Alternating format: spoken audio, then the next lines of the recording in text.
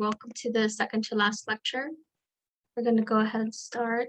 So today we're going to talk about mass spec and H-NMR. And again, feel free to stop me if you have questions, or if you want me to rephrase something, or if you have a question, also feel free to use the chat as well. So first we're going to start with mass spec. So I'm going to first just describe what happens in this machine or this instrument.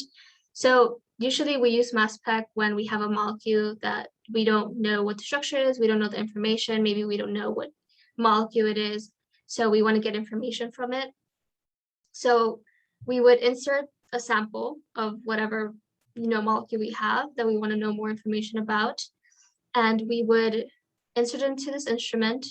And what would happen in this instrument is that it would vaporize the molecule itself in a vacuum chamber, and then it would be bombarded with high energy electrons. And as it does that, the high energy electrons will, because of the high energy, cause ejection of an electron from that molecule. So this is what you guys see right here. So you have a molecule M, maybe we don't know what it is, so that's why it's just a certain molecule. And we have a high energy electron that's going to eject an electron from this molecule M. So you can see 2 electrons leaving here.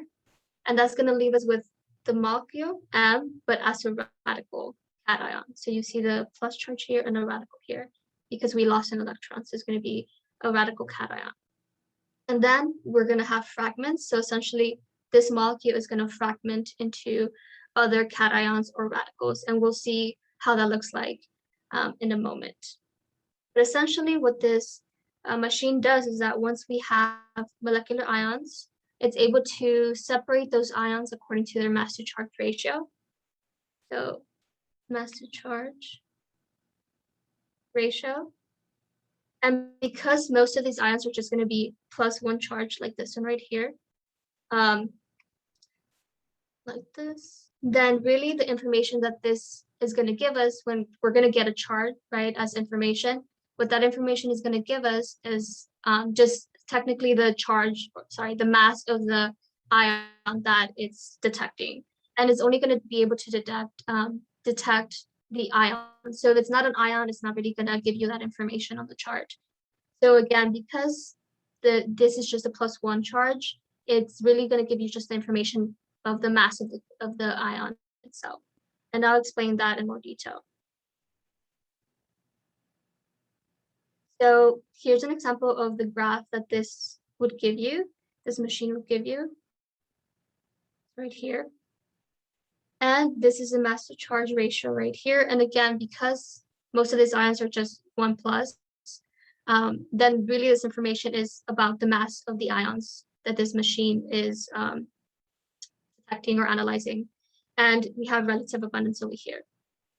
So mass to charge ratio here and relative abundance over here. And you see all of these lines, we're going to go over each and one of them and see what they mean. Any questions so far?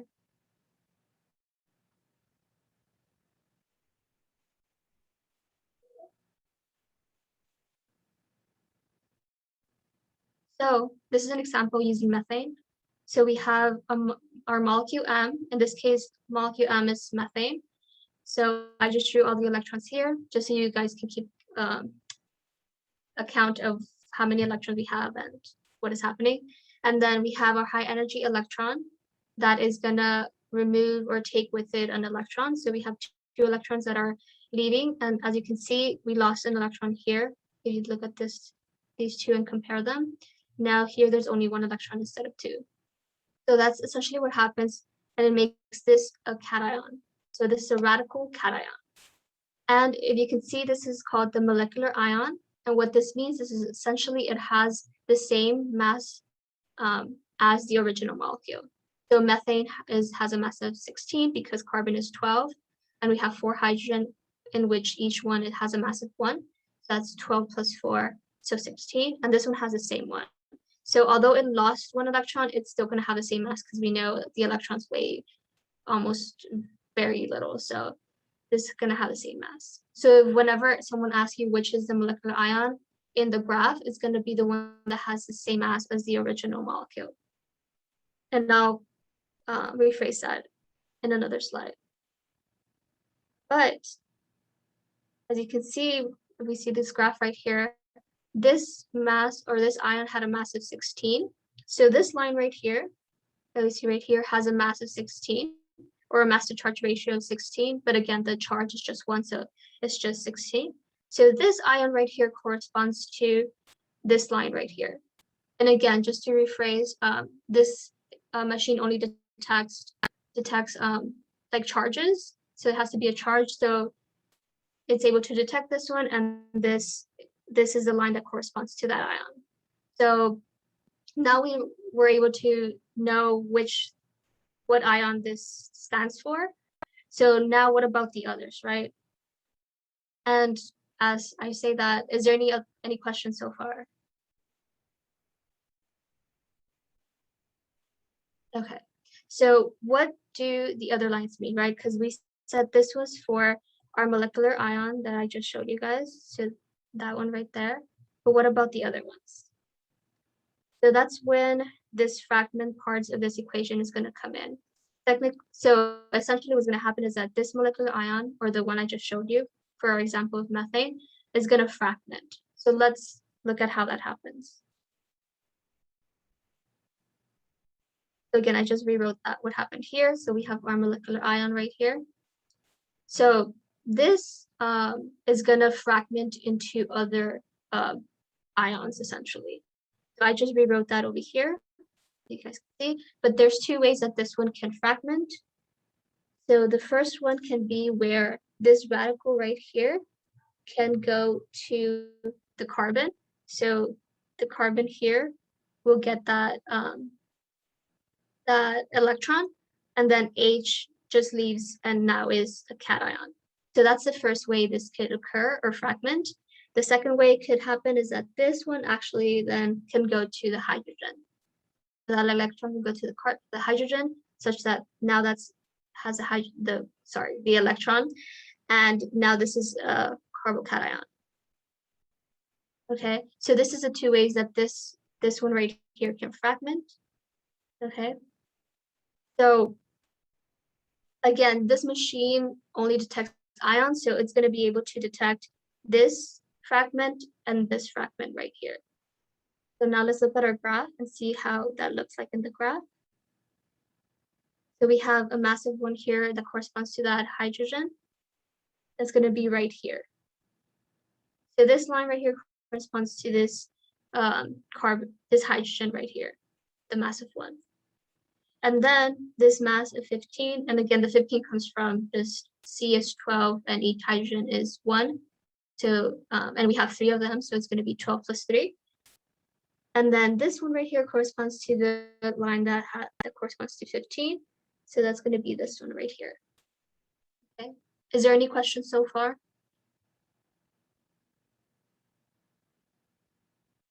Okay.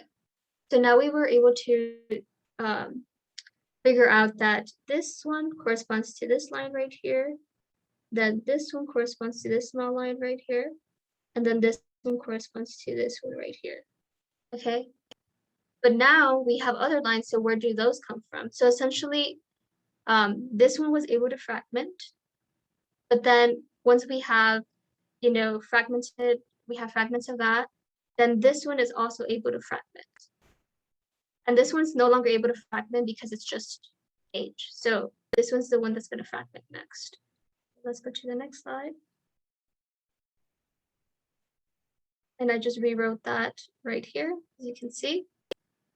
And I'm going to redraw that just so that it's easier for you guys to see. So essentially what's happening here and how this one fragments is that this bond can fragment like this, such that one electron is going to the H and one electron is going to the C. And again, these are half arrows because half arrows correspond to only one electron moving. So one electron is going to the H, one electron is going to the C. So you can see that here and here. So then that creates this radical cation here that is able to be detected. This one's not able to be detected because it doesn't have a charge. But yeah, so then this one has a mass of 14, again 12, and then 2 hydrogens, so 12 plus 2 is 14. So then that corresponds to this line right here.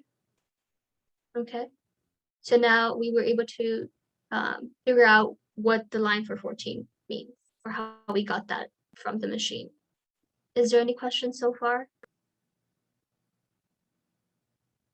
So now we're just missing the 12 and the 13th line, which are these right here, and this small line right there. So let's try to figure out how that came to be. So again, now this one is going to be able to fragment, such as the other ones were able to. So let's see how that fragments. I just redrew that here, the same one right here over here. So then what's going to happen is that this essentially looks like this. So between these here, there's two. Here there's two electrons, but between this two, there's only one electron. So what's going to happen is that this can take the electron. Sorry, that was wonky. Let me redraw that. That's able to take that and then create this cation and then this radical right here. It can also be that this takes that electron and it will become this, then CH with the radical, but we already accounted for the H, so that's why I didn't draw that, but that's also able to happen in this case. But let me go back to the one we have here, where this one took that, the H took that electron with it, and we created this cation right here, and then this radical right here. So this has a mass of 13 again, because carbon has a mass of 12 and H has a mass of 1, so 12 plus 1 is 13. And now that accounts for this line right here. Okay, so that's how now we were able to figure out where that line came from. So now this is able to fragment again. So let's see how that happens. But is there any questions so far? Questions, comments, concerns? You guys are good? Okay. So I redrew that again over here. So now this is able to fragment. So I'm going to draw that over here just so you guys can see how that happens. So then this is able to fragment such that one electron goes here, one goes here. So then that becomes this radical cation here and this radical right here. And then now this has a mass of 12 because it's just carbon. So that accounts for this line right here. That's the smallest one there. So that's it. That's all I can fragment into, because this is just one atom, so you can't really fragment it into anything else. So that would be the end of this fragmentation, or up to how much it can fragment. But then, if you guys notice, we accounted for all of the lines except one, which is this small one right here. So how, if the fragmentation ends here, then how do we get this? So we also have to account for something else. Also, before I move on, does anyone have any questions with the fragmentation or how it occurred?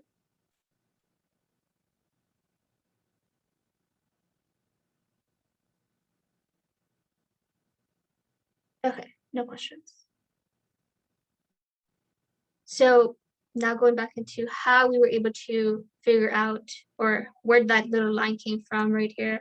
Let me just redraw that. So that one actually comes from taking into account isotopes.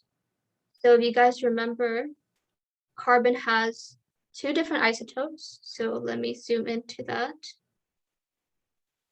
You guys can see that. So carbon has an isotope of C12 and C13.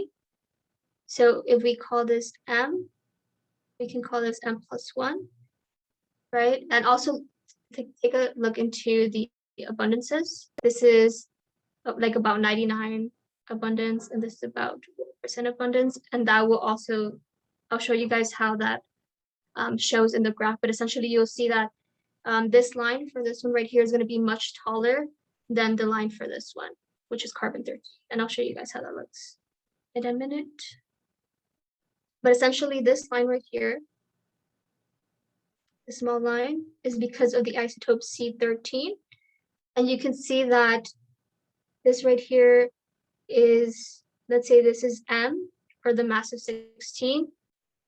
If M equals 16, let me show that, then this is going to be M plus 1, such that it's going to equal 17. So that's why it's just 1 over, because of the fact that it's, so if I don't know if I'm explaining this correctly, but essentially just carbon 13 is 1, like plus 1, then carbon 12, if that makes sense. So that's why it's just going to be 1 over. Does anyone have any questions on that? Hopefully I explained that correctly.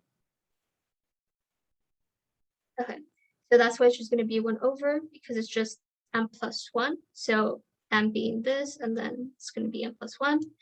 And you can see that this line is much taller than this line, and that's because the abundance for carbon 12 for this one is much higher than the abundance for carbon 13. So again, this is abundance. So that's why that one's much taller. Does anyone have any questions so far?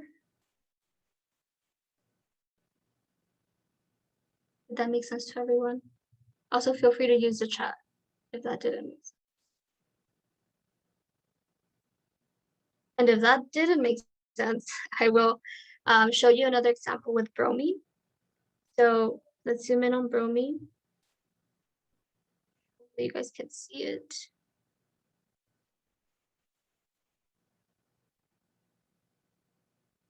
So, and I'll show you an example of how a graph with bromine would look like. But essentially, because of the isotope difference, the difference between 79 and 81 is 2. Let's say this is M, this is going to be M plus 2. So in the graph, what's going to happen is, let's say this is 16, then this will correspond to M, but then 81 is going to be 2 over, so it's going to be on 18, because the mass is going to be just plus 2 of what bromine 79 would be. And if we look at the isotope abundance, it's about 50, 50. So these lines are going to be about the same height. So let's look at an actual example of that, in case that was very much clear. Let me erase this. And this is just the chart about the isotopes right here. And that you can apply this to all of these isotopes when it comes to mass spec. So here's an actual example of one with bromine. So this is bromoethane. You can see if I can zoom in.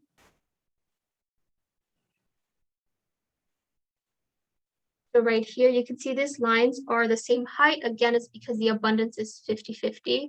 So 50-50, if you simplify that, it's just like 1 to 1. So that's why they're the same height. And notice how this one is 2 like numbers down, or this is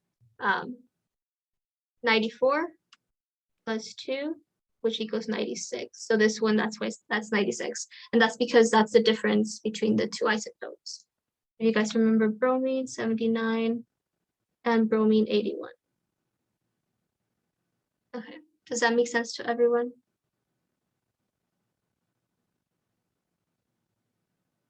Any questions?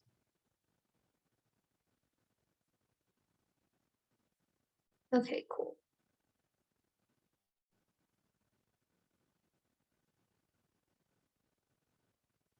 So I just want to reiterate a definition that I had used and introduce a new definition. So I just wanted to say that, again, molecular ion is the ion or the peak that has the same mass to charge ratio as the original one. So it's going to have the same mass. But I want to introduce another definition. In this case, is going to be base peak. So base peak is essentially the one that has the greatest relative abundance in this mass spectrum. So in this case, it's going to be this line right here. That one is the highest peak, so it's going to be the base peak because it's the tallest peak. And here you can see this is going to be the molecular ion because it has the same mass as the original molecule that we put into the instrument. And just to go to the other example that we had done. So in this case of this example that we had of methane, this peak is going to be both the molecular ion peak and the base peak. Does anyone have any questions?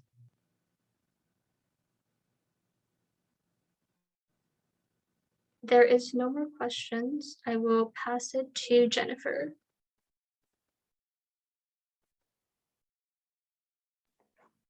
All right, thanks, Ashley.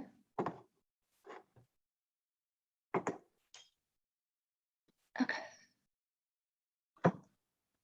Just load. Okay, so I'm going to be talking today about NMR spectroscopy. That's going to be nuclear magnetic resonance spectroscopy. And just a word of warning, for this particular type of spectroscopy, there's a lot of background information into how it works, which is important to understand it.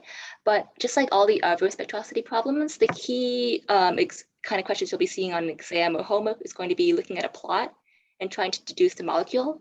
So I'm about to throw a lot of information at you, but don't panic, don't be overwhelmed. I will try to stress what are the very key points that you will need to apply to problems. If there's any point where like you think I'm going too quickly or you're getting overwhelmed, please chime up or talk to me in chat and I will try to go over it again. But essentially NMR is really useful because it's one of the types of spectroscopy that really indicates the structure of an organic compound. Like for IR, if you remember, it mostly just indicated functional groups. So the key concept behind NMR is that nuclei with an odd mass or an odd atomic number is going to have nuclear spin. And if you vaguely remember nuclear spin from Gen Chem, it's just going to mean that it's going to have two spin states in a magnetic field. And we're going to indicate those as plus half and minus 1/2. And the two types of nuclei that we're going to be most concerned with are going to be hydrogen, this protium isotope, which is the most abundant isotope, and also this carbon-13 that Ashley just mentioned. This is also going to be very important because unlike regular carbon, the carbon-12, this is going to have an odd mass, so it's going to have a spin state. We're going to talk about carbon spectroscopy on Friday, so today we're just going to be focusing on hydrogen. And so the key concept behind this is that you're going to apply a magnetic field to this nucleus, and NMR is going to measure the alignment of the nuclear spin and changes in that alignment. And that alignment is going to depend on the magnetic environment of your compound. So once again, today we're focusing on H-NMR, and I specified it's 1H just because there's other isotopes of hydrogen, deuterium, tritium, and those can also be used in NMR. It's just that because they're not very abundant, we usually just don't use them. So usually if someone just writes H-NMR without this one, you can just assume it's protium. It's also called proton NMR because a hydrogen nucleus is just a proton. So if you see those terms, don't be confused. But once again, this is going to be based on the magnetic behavior of a hydrogen nuclei. And the very key concept is to basically reiterate what I said before, but in a simpler way. Hydrogen in different environments will have a different resonance frequency. And by different environment, I don't mean like the solvent it's in or like the conditions outside the molecule. I mean the functional groups and the connectivity. So the atoms that are connected to that hydrogen is what we're going to call the chemical environment. And so because of that, because in different chemical environments, if it has different connectivities, it's going to have different resonance, we can deduce the structure and the connectivities of the organic compound. In this picture, I just have a picture of an H-NMR machine. If you guys were curious, they can be pretty big. And so I'm just going to reiterate spin states. So the key concept here is that nuclei with magnetic moments can be either aligned to an external magnetic field or opposed to it. So if we see this green arrow, that's going to be an external magnetic field that's going up, and we have these two potential energy states.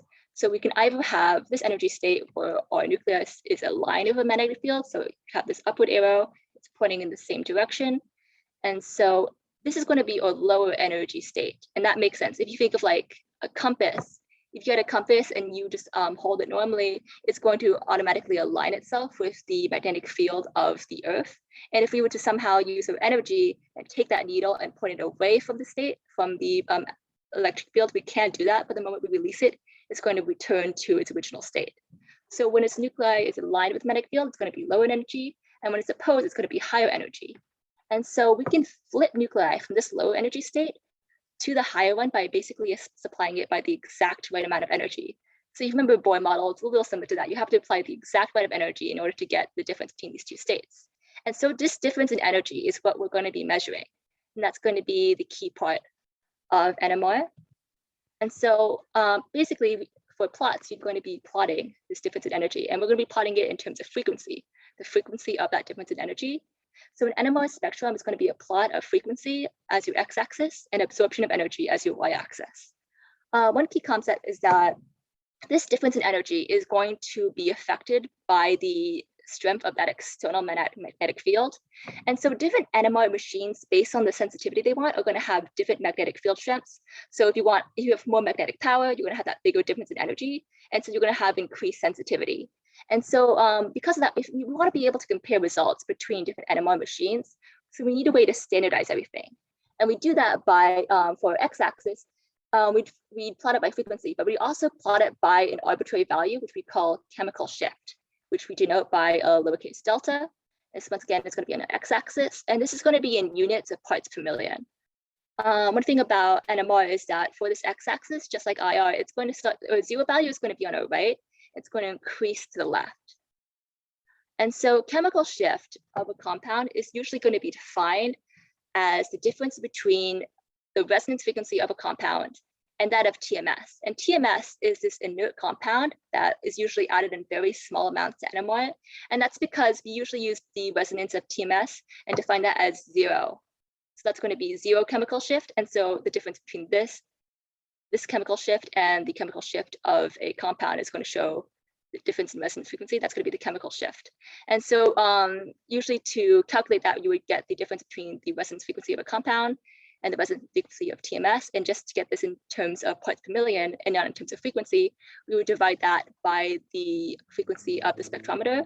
I didn't include that formula because usually on exams, you won't be asked to define this. Usually you just be given a plot, and so you won't need to calculate chemical shift. You'll just be able to read the graph and see the chemical shift. But I included this definition just in case. And for that y-axis, that's important because it's going to reveal the relative abundance of each of those signals. So it's going to reveal the ratios of the H's contributing to each peak. And I'm going to show a graph to explain that more clearly. So this is essentially usually what you'll be seeing. So you'll see a graph, and they'll always have chemical shift in parts per million. And sometimes they'll usually also include chemical shift in terms of frequency. So that's going to be hertz. But usually we won't be looking at hertz. We'll just be looking at parts per million because this is standardized. And then we'll have absorption in the y-axis. Because absorption, we don't really care about the actual values. We just care about the relative amounts. This will usually not be labeled. And so like we said before, 0 starts on the right and then increases as you go to the left. And we see this TMS peak. If you have a TMS, it'll always be labeled. So you just know to ignore it. As we can see, you can define chemical shift by the difference between these peaks. But because this x-axis is always going to be labeled for us, we don't need to do it ourselves. So you can just read this graph to find the chemical shift. And so in this graph, you can see 2 sets of hydrogens. So these hydrogens, these CH3s, these 2 here, is going to be an equivalent set, equivalent hydrogens. So it's going to be 1 peak. And this H2 in the center, that's going to be another set of hydrogens, of equivalent hydrogens. It's going to be here. So you have these 2 different peaks. And because there, as we can see, there's more of these H3s. There's 6 H3s and 2 H2s. And so because of that, this peak of these H3s is going to be much higher than the peak of H2. And so that's why we say the relative absorption is going to indicate the number of hydrogens contributing to each peak. Are there any questions so far?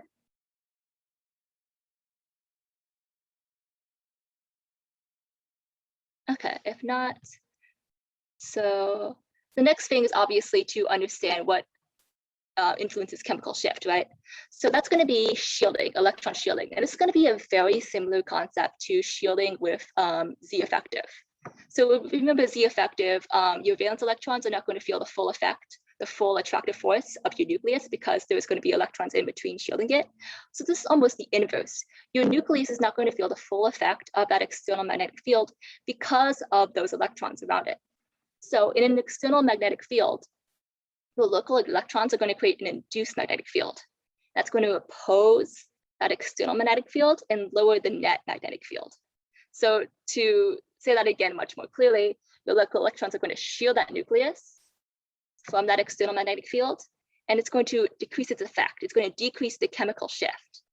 And so because of that, when there's increased shielding, there's decreased net magnetic field, and then decreased chemical shift. That is the relationship that you should not memorize, but like understand intuitively. And so because of that, you can increase shielding or decrease shielding by changing the atoms that are near that proton. So you have more electropositive atoms near that proton. Because those electropositive atoms are going to push electrons away from themselves, we're going to push electrons nearer to that proton. So it's going to increase the electron density at that proton, which increases shielding and decreases chemical shift. But if you have more electronegative atoms near that proton, it's going to pull electrons away from that nucleus. It's going to reduce the electron density. It's going to decrease shielding. And so because of that, it's going to be more affected by that external magnetic field. It's going to be increased net magnetic field. It's going to increase chemical shift. So that's the relationship you need to understand. And just to make sure you guys understand it intuitively, I've included this picture. So this is just, this is like, the way I've described before is very formalistic, but it's a very intuitive relationship. So you have this nucleus and it's shielded by these electrons that are forming an induced magnetic field. And so when you apply this external magnetic field, and you push it this way, it's all going to cancel out and create this much smaller net magnetic field. And so in order to manipulate this net magnetic field, you need to change the number of these electrons, right? And so you can do that, normally you think of it in terms of electronegative atoms. So you can do that by having an electronegative atom near this nucleus, and it's going to pull electrons away. And if it pulls electrons away, there's going to be less shielding opposing this external magnetic field. And so this net magnetic field is going to be much bigger. Going to be less resistance against this external magnetic field. Does anyone have any questions about this concept? So this is essentially the entire relationship you need to understand from this previous slide. And so just to show some examples, so we have a hydrogen, it's connected to a carbon, in this case, it's connected to 3 fluorines, and that's going to be, if you remember, very electronegative. And here it's connected to less and less fluorines, and now it's connected to less and less electronegative groups. So because we have 3 very electronegative groups here, and then 1 not so electronegative group here, and this high electronegativity is going to be a very low induced magnetic field because all those electrons have been pulled away. And so we say that it's going to be de-shielding H. And by that, it means, if you remember, that means it's pulling those electrons with de-shielding. In this case, when it's a lower electronegativity, it's not pulling those electrons away, and so there's going to be more shielding. And so because of that, if we were to move from right to left, as we go more and more to the left, there's going to be increased chemical shift because it's less shielded. So it's going to feel that full effect of that external magnetic field. So that's what that arrow down here is. So yes, this relationship is something that's very key to understand. And so factors that increase proton chemical shift. And these are the key points you need to understand. Increasing the electronegativity of nearby groups, increasing the number of electronegative groups, that's what we saw on the previous slide. Another thing is distance. So it makes sense intuitively. If those electronegative groups are closer to that proton, it's going to be able to pull electrons away much more effectively. So groups that are farther away can still pull electrons away, just not as effectively. Another thing to keep in mind is the number of equivalent protons on that set. So if there's 3 protons, 3 hydrogens on that single carbon, they're going to feel much less chemical shift than if there was just 1 single hydrogen. And you can think about it, it makes sense intuitively because those hydrogens also have their own electrons. And so they're going to kind of block the magnetic field from each other. So normally you won't need to memorize exactly the difference between methyl protons and the shifts between the other ones because you'll be given a table. And so oftentimes they'll list methyl protons, methylene protons, and methionine protons separately because there's that difference in shift. So that's one thing you need to keep in mind when reading tables. Okay, and just to look at this table again, so now that we understand chemical shift, so we can see we have these 2 different sets of chemically equivalent protons or chemically equivalent hydrogens. We have the CH3, which is directly connected to 1 oxygen, and then there's that 1 oxygen over here that's kind of far away. And we have that the CH2 that's directly connected to 2 oxygens to that carbon over here. And so because these hydrogens are closer to 2 electronegative groups, and this hydrogen is only connected to 1 electronegative group, and they're both oxygen, it has the same electronegativity, you can see why the CH2 is going to have less shielding, it's going to be de-shielded, and so it's going to be further to the left. That's why the CH2 is going to be more to the left than the CH3. Are there any questions so far?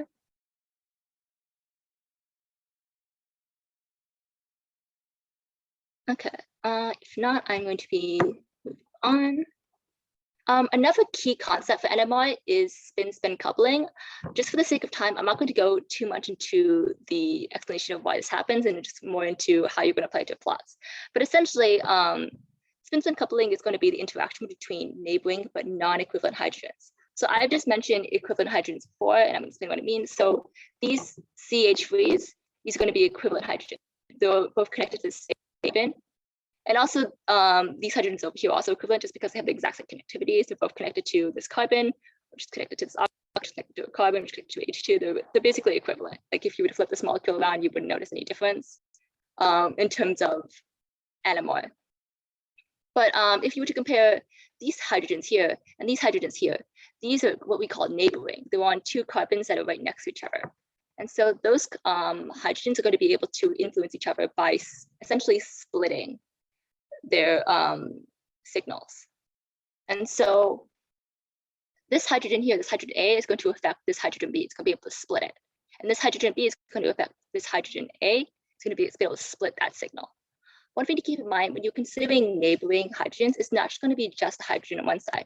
So if we were to look at this CH2, it has, if we were to take out these oxygens, I'm going to ignore these oxygens and just imagine this is going to be propane. So if we had CH2 and it had CH3 on one side and CH3 on the other side, that's going to be 6 neighboring hydrogens. So just keep that in mind when you're talking about neighboring hydrogens, you talk about all the hydrogens around it, not just the hydrogens along one bond. So in this case, if we were to place this, this phenyl group with another methyl group, so there'd be CH3, there would be 3 neighboring hydrogens on this side and then 1 neighboring hydrogen on this side. So this hydrogen A, I would have 4 neighboring hydrogens. So just keep that in mind. Remember, you need to consider both sides when you're doing plots. And just to look at what I meant by splitting, this is essentially what I mean. So you can use this formula to understand the splitting pattern. So when there's a certain number of hydrogens adjacent to a hydrogen, it's going to split its signal into an n+1 multiplet. So just to show you an example, we're going to look at these molecules. So this hydrogen in blue is going to be the hydrogen we're always looking at. And so in this molecule, there's no neighboring hydrogens. And so because I'm just going to have a straight peak, there's no splitting whatsoever. But if you were to look at a molecule where it's exactly the same, but there's 1 neighboring hydrogen, it's going to split its peak into 2. And so if you were looking at a situation where there's 2 hydrogens, it's going to split its peak into 3. And there's a situation where there's 3 neighboring hydrogens, it's going to split its peak into 4, and so on and so forth. One thing that's like not super important, but just in case it ever confuses you in a plot, the intensities of this multiplet can be predicted by Pascal's triangle. So it's going to be, if you guys don't remember, it's going to be the triangle that looks like this. And you deduce a row of numbers by adding the 2 numbers it's between on that previous row. So in this case, it'd be nothing plus 1 is 1, 1 plus 1 is 2, 1 plus 1 is 1 plus nothing is 1, 1 plus 1 is, sorry, nothing plus 1 is 1, 1 plus 2 equals 3, and so on and so forth. That's how you deduce it. Because we're usually not drawing plots, we're just looking at plots, this isn't super important, but sometimes it can be useful. You see like 2 peaks next to each other, and you're trying to figure out if it's just 1 peak with a lot of different subpeaks, or if it's just 2 peaks together. So you can use that multiplet intensity to try to distinguish them. Are there any questions so far?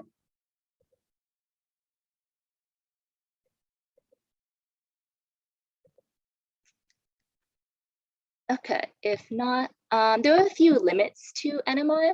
So one thing is that it's very difficult to detect acidic ages, which makes sense. If that age is constantly coming on and off, it's very hard to detect. Another thing is that if your molecule is interconverting very rapidly, it can't detect a resonance for like each interconversion. It basically only detects the average resonance of that. So if you have like an alkane and it's rotating very quickly, you're not going to get differences in the rotations or something like that. You're just going to get the average resonance. Another thing is that alcohols can be very difficult to identify. And so one trick that people often use is that because the peak, it's not going to be at a very specific chemical shift. It could be at a very different chemical shifts depending on the environment, on the solvent. And so when you're doing a NMR and you have your plot, you have to figure out which one is your oxygen peak. So yeah, your alcohol peak. So to do that, you run the exact same NMR, but in a deuterium 2O shape.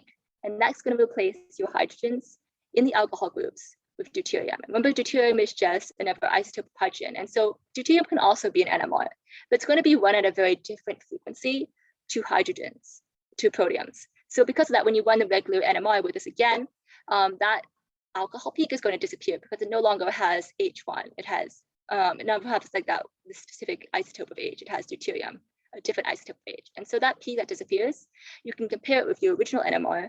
You know that in whatever peak that disappeared was going to be your alcohol peak. Does that make sense? Another thing is that NMRs often run alongside IRs. And so in IR, it's much easier to identify if you have an alcohol. So if you have an alcohol, you know to do this, this step. Okay, so I've just said a lot of information, but this is essentially what you would need to understand in order to apply it to problems. So NMR can provide a lot of information, as we've seen. So basically, we can divide this into 4 types of information. So we can break them out, and so we can apply it to problems. So the number of sets of chemically equivalent hydrogens, and we get this from the number of peaks. The number of peaks is going to show these hydrogens that are in different chemical environments. And the chemical environment that can be deduced by the chemical shift of each peak. Another thing we can get is the number of hydrogens in each set, and we can calculate that from the relative height of each peak. Actually, technically speaking, it's going to be the relative area under that peak, and I'll elaborate more on that later. And another thing that we use is the number of hydrogens adjacent to that set of hydrogens, which we get from the splitting pattern. So there's a number of steps that you can follow when solving NMR problems. A lot of steps. I'll break this down.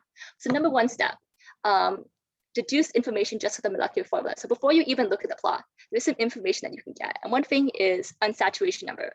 Unsaturation number is really, really useful when you're doing spectroscopy because it's going to show you if you can expect double bonds, triple bonds, or rings. One thing to keep in mind, if you see an unsaturation number of greater than or equal to 4, there's a big possibility of there being a benzene ring. And if you remember, that's going to be your 6-member ring that has those 3 double bonds in it. And so as you see, that's the ring, that's going to be unsaturation number 1, plus those 3 double bonds, that's an unsaturation number of 4. So when you see that, there's a big chance that you can, there's going to be a benzene ring. Some other information that the molecular formula can provide is the potential functional groups. So those functional groups that you can keep an eye out for. So there's oxygen, you can think, oh, it's going to be probably like alcohol or carboxylic acid or just any kind of carbonyl. If there's a nitrogen, you know to look out for like amines or amides or things like that. So that's one thing you can look at.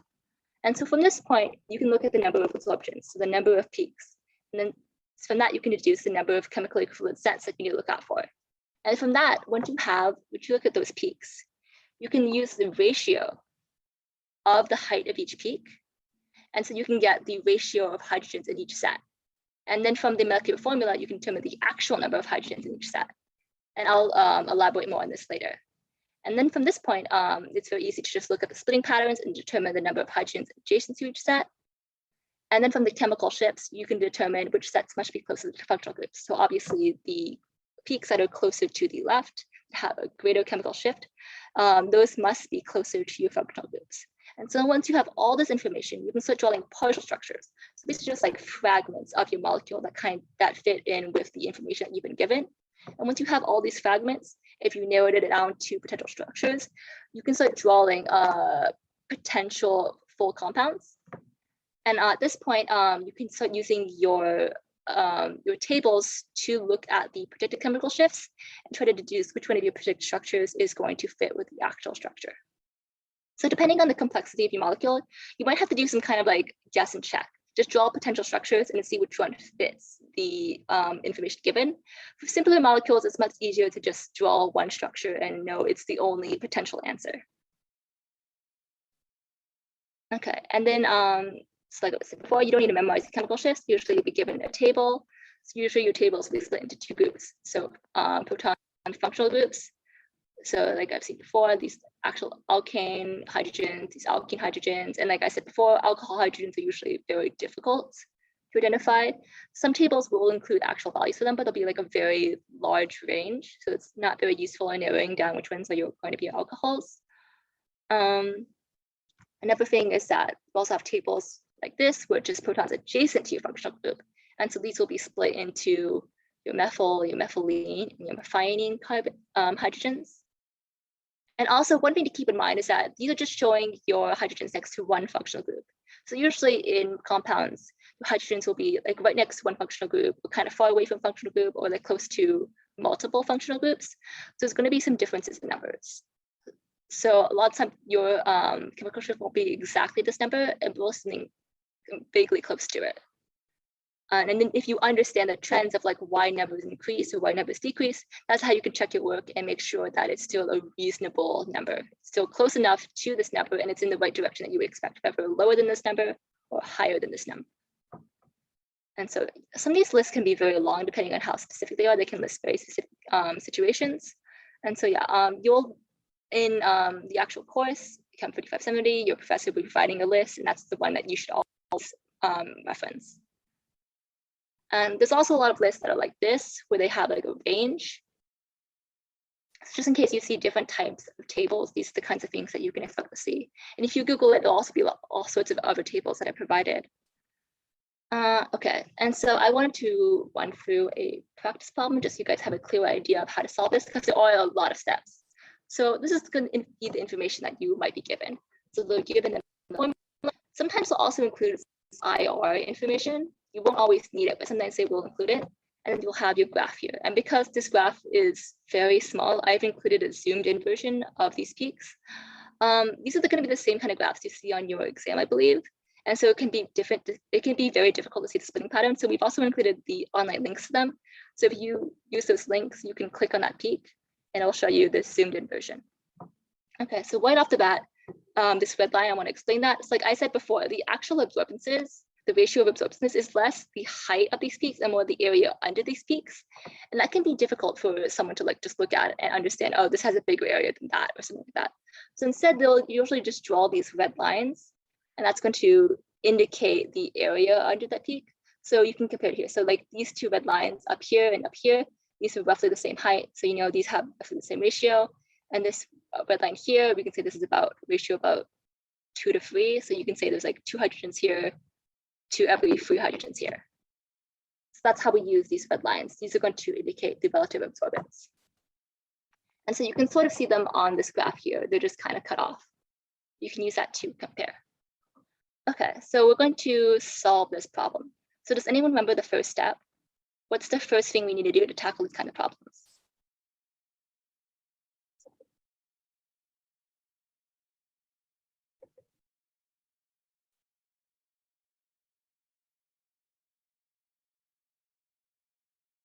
Okay, just for the sake of time, I'll move on. So the first step, just look at that molecular formula. That can already provide a lot of information through the saturation number. And so if you remember unsaturation number, depending on the formula you use, this is the one I use, this is the number of that compound, this is the number of bonds that compound. I'm not going through how this essentially, this is the formula. I'll look back on this later. If you have any questions about how to solve this, email me. But essentially, if you solve through this, I shouldn't include an extra parentheses. But if you solve this, this should be an number. So you know right off the bat, there's going to be at least one double bond. And so one thing about this problem is that it also gives you information from the IR. An IR absorption band of near 1,700.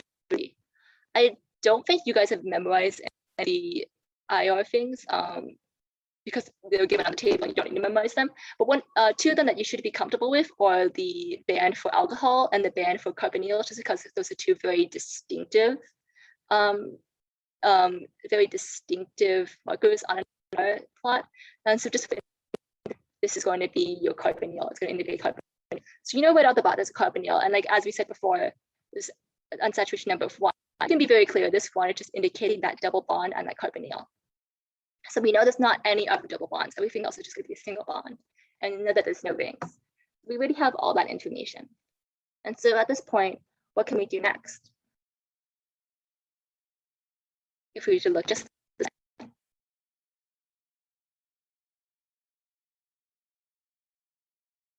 so we see we have 3 peaks. These sets of chemically equivalent if there are 3 peaks.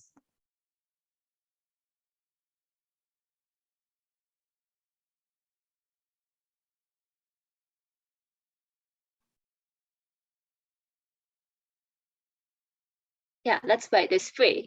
So we have 3 sets of chemically equivalent peaks, and if we were to zoom in on them, we can get more information about how many hydrogens are in each peak, or estimate. So as I said before, there's basically a ratio of 2 to 3. I already kind of gave that away, and you can see that from these heights. And that's going to be very common, because if you think about it in organic molecules, a lot of it's going to be like that's on an end, and then it's going to be carbon with 2 hydrogens connected to something else. That's probably a carbon with 2. So you'll see a lot of ratios of 2 to 3. So that's going to be good. So if you to label it, there's 2 in this peak, or like there's a ratio of 2 hydrogens to 3 hydrogens to 3 hydrogens. And so remember, this is just a ratio. It's not the exact number of hydrogens in each peak. To get the number of hydrogens, we need to look at this formula. So it's kind of like the situation between like difference between the empirical formula and the actual molecular formula. The empirical formula gives you like the ratios between each atom, each element. And to get the actual formula, you need to look at the total molecular mass. And so in this, we have 2, 3. So if we counted for 8 hydrogens, and that fits our molecular formula, there's 8 hydrogens. So we know that there's actually 2 here and here. We have a situation where we actually are, we had a formula with 16 hydrogens. We know we would double up the actual number of hydrogens. So this would be 4, this would be 6, and this would be 6. Does that make sense? So at this point, we already know we know how many hydrogens is that. And so at this point, we can also figure out how many hydrogens are adjacent to this point. So there is a quartet here. There's 4 peaks. So can anyone tell me how many hydrogens are going to be adjacent to this? There's 4 peaks.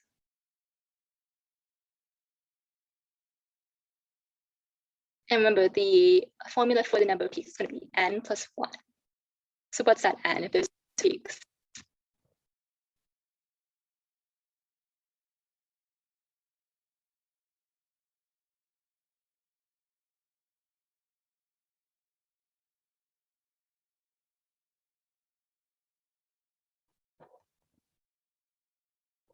Take your time, I'm just going to move on. So there's 4 peaks, it's going to be 3 adjacent hydrogens. What is that? It's going to be 0 adjacent hydrogens. Okay, there's 3 peaks, and so that's going to be 2 adjacent hydrogens. So at this point, we already have a lot of information that we've been given. And so at this point, we can actually start assembling fragments. So drawing fragments, I'm just going to reiterate some of the information we've had before.